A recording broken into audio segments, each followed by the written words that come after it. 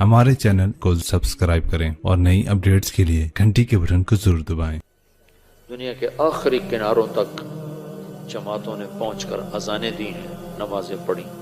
Norway के ऊपर है North Pole end of the world, जहां आगे आबादी ख़त्म है, पानी है। तो हम गए नॉर्वे पिछले साल, तो उससे पिछले साल, तो मैंने वहाँ के साथियों से कहा भाई मैंने वहाँ जाना है। वो कहने लगे हम तो यहाँ रहते हैं, हम वहाँ कभी नहीं गए, तो आपने क्या करना है? मैंने कहा उधर जाके अजान देनी है, नमाज पढ़ना, दावत देनी। अल्लाह के नबी की बात है कि दुनिया के आखिरी किनारे तक अल्लाह मेरी बात पहुँचाएगा। बस ये शौक़ है कि मुझसे पहले भी लोग पहुँचे होंगे, पर वहाँ एक छोटा सा शहर था आल्टा, तो मैं देख के हैरान हो गया। वो बिल्कुल टॉप पर है, वहाँ 2 महीने सूरज निकलता नहीं, दिसंबर जनवरी, और 2 महीने सूरज डूबता नहीं, जून जुलाई, ये 2 महीने डूबता नहीं। तो वो आल्टा दुनिया का आखिरी शहर है नॉर्थ में, वहाँ से रोजा जमातें निकली थी और वहाँ गश्त हो रहा था और वहाँ तालीम हो रही थी। कौन थे वहाँ? सोमालिया के मुसलमान। सोमालियन जब निकले, अच्छा तो मेरी सुन, तो वहां से उन्होंने हमें अपनी गाड़ियां दी, तो हम वहां से 4 घंटे मुसलसल चले और आखिरी किनारे पर एक गांव है छोटा सा, इसकी 1,500-2 हजार आबादी। तो उसमें जो पहला मुसलमान हमें मिला, उसने कहा मेरे 10 दिन तबलीग में लगे हो। फिर वहां से हम आगे पौने घंटे का आगे सफर था, उस गांव से आगे पौने घंटे का सफर था। तो उस वक्त कोई रात के 12 बज रहे थे और सूरज अभी खड़ा था। 4 अगस्त था, तो अगस्त में सूरज डूबना शुरू हो जाता। तुम्हारे पहुंचते पहुंचते सूरज डूब गया। तो पता चला कि 25 मिनट के बाद सूरज निकल आएगा, सिर्फ 20 मिनट उसने डूबना है, फिर निकल आना है।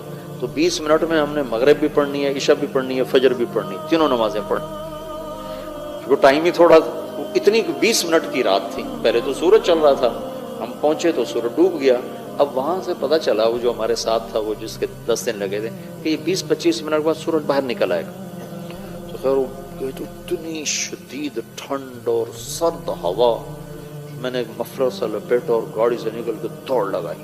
वो समंदर के किनारे ऊपर बड़ी हैबतनाक चट्टान, 2 जगह देखकर मैं मबहूत हुआ जिंदगी में। एक हिमालय पहाड़ को देखकर और एक वो आखिरी किनारा देखकर। सारी दुनिया फिरी, पर हैबत जो तारी हुई 2 जगह। जा रहे थे हम काठमांडू से ढाका, तो कैप्टन ने ऐलान किया कि आज सब आप लोग बड़े खुशकिस्मत हैं, हिमालय पहाड़ पूरे साल में सिर्फ 10 दिन के लिए चोटी नंगी करता है। सारा साल ये बादलों से ढका रहता है।